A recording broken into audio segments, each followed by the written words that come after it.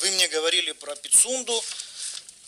Значит, соглашение подписано тайно, с этого вы начали.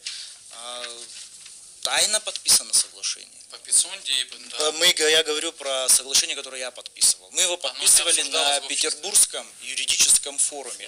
Мы его подписали открыто. Мы выложили это соглашение, и кабинет министров, и правительство, всем было известно это про подписание. Никакого тайного подписания не было. Если вы узнали о существовании этого документа, вы можете говорить за все общество.